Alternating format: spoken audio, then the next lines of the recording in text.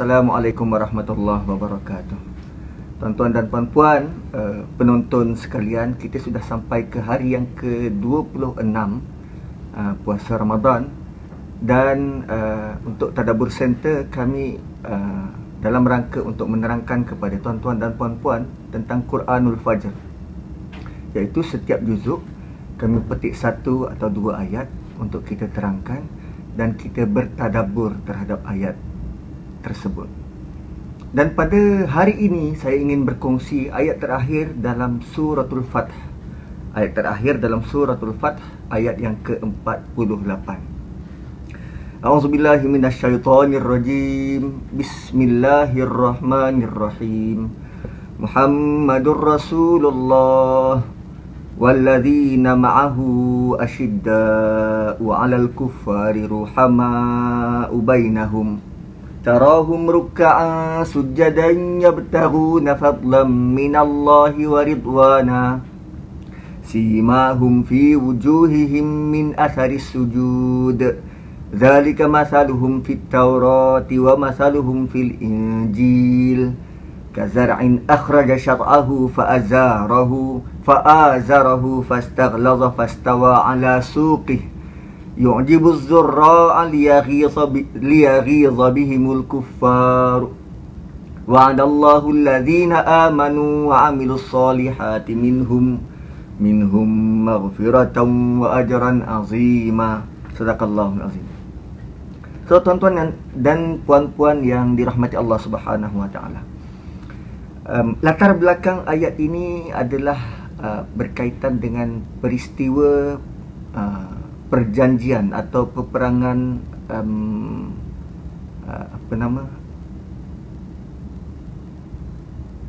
peperangan Hudaibiyah. Perjanjian Hudaibiyah iaitu satu perjanjian yang dikira sebagai perjanjian yang sangat berat sebelah.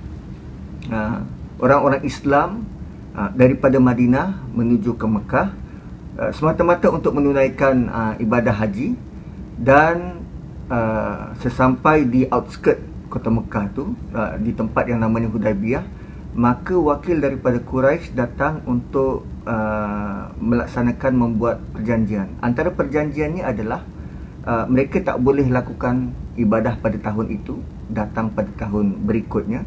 Yang kedua, mana-mana orang Mekah yang melarikan diri ke Madinah untuk memeluk Islam dan dituntut oleh orang Mekah, maka orang Madinah perlu kembalikan. Mana-mana lelaki Mekah yang melarikan diri ke Madinah untuk memeluk Islam dan dituntut oleh orang Mekah, maka hendaklah dikembalikan. Dan yang ketiga, gencatan senjata selama 10 tahun. Gencatan senjata selama 10 tahun. Dan perkara ini ditentang ataupun tidak dipersetujui oleh para sahabat, akan tetapi Rasulullah sallallahu alaihi wasallam menerimanya. Dan surah ini merupakan, suratul Fath adalah merupakan komentar daripada Allah Subhanahu wa taala, menjelaskan tentang realiti yang berlaku sewaktu perjanjian dan selepasnya. Sewaktu perjanjian dan selepasnya.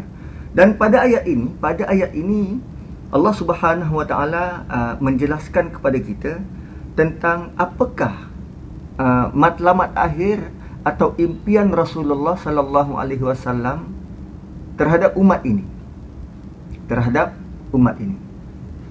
Dan saya nak memetik beberapa frasa dalam ayat ini. Pertama, ayat tarahum ruk'an sujjadan yabtaghuna fadlan minallahi wa ridwana. Betapa Rasulullah sallallahu alaihi wasallam suka melihat mereka, umat ini, beribadat, rukuk dan sujud semata-mata mengharapkan limpah kurnia daripada Allah Subhanahu wa taala dan mengharapkan keredaannya.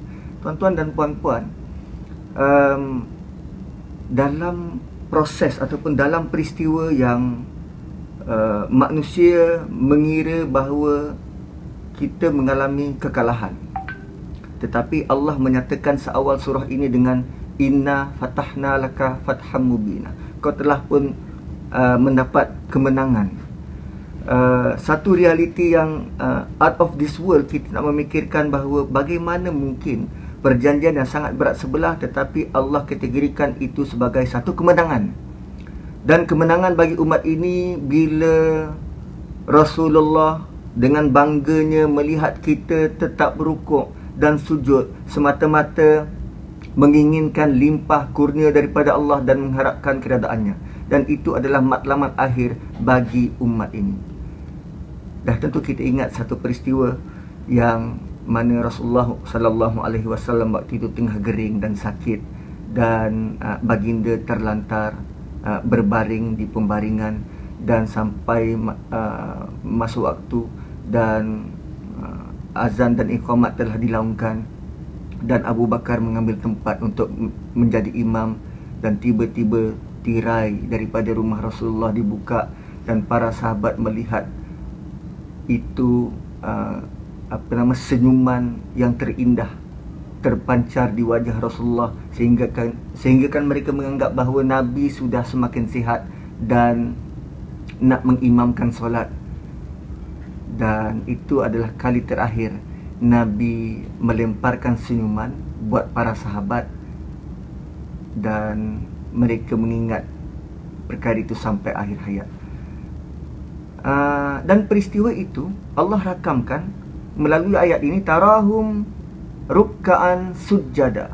Engkau melihat mereka rukuk dan sujud. Nabi sedang melihat umatnya, sahabat yang terdidik melalui air tangannya sendiri, kekal rukuk dan sujud mengharapkan redha Allah. Dan kita seharusnya mengambil iktibar daripada ayat ini. Kita kena kekal rukuk dan sujud semata-mata mengharapkan redha Allah Subhanahu wa taala. Dan rentetan daripada rukuk dan sujud ini, apa lagi ayat ini sebut? Simahum fi wujuhihim min atharis sujud. Tanda yang menunjukkan mereka sebagai orang yang soleh terdapat di muka mereka. Simahum fi wujuhihim, jelas terdapat di muka mereka dari kesan sujud dan ibadah mereka yang ikhlas. Kesan daripada sujud ini memberi impak dan kesan yang jelas terhadap spiritual dan emosi kita. Apa dia? Spiritual dan emosi. Bagaimana kesan daripada sujud ini membentuk akhlak kita semakin humble, tidak meninggi diri. Bagaimana kesan daripada sujud ini menjadikan kita orang yang mudah didekati. Bagaimana kesan daripada sujud ini menjadikan kita menjadi pemudah cara kepada orang lain dan bukan menyusahkan orang lain. Bagaimana kesan daripada sujud ini seperti yang terlakar dalam suratul Baqarah ayat 158.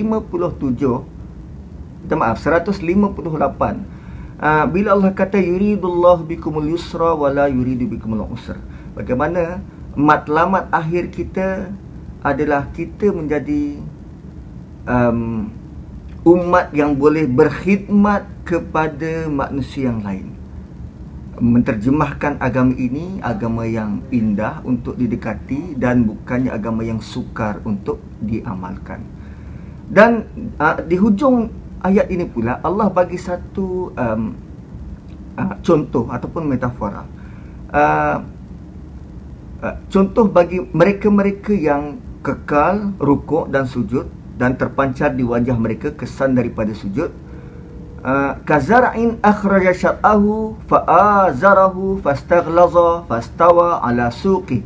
Seperti pokok yang mengeluarkan anak, dan anak itu membesar menjadi tunas, dan tunas itu menyubur hingga menjadi kuat, lalu tegak berdiri di atas batangnya dengan keadaan yang sangat mengagumkan orang yang menanamnya. Tuan-tuan, ini adalah satu contoh bagi orang mukmin yang dia bermula daripada sebiji benih, tumbuh menjadi anak dan menjadi tunas dan menjadi sebatang pokok yang kuat berakar, dan bila dilihat oleh penanamnya dia menjadi sangat kagum. Dan itulah yang diharapkan oleh Rasulullah sallallahu alaihi wasallam. Kita menjadikan agama ini sebagai jati diri, yang akhirnya jati diri agama ini sangat kukuh, tidak goyah walau di mana generasi sekali kita berada. Tuan-tuan dan puan-puan, begitulah Al-Quran mengajar kita untuk menjadi manusia yang benar manusia. Salam Ramadan ke-26. Semoga tadabbur kita pada kali ini, pada ayat ini, memberi satu anjakan baru untuk kita menjadi umat terbaik. Assalamualaikum warahmatullahi wabarakatuh.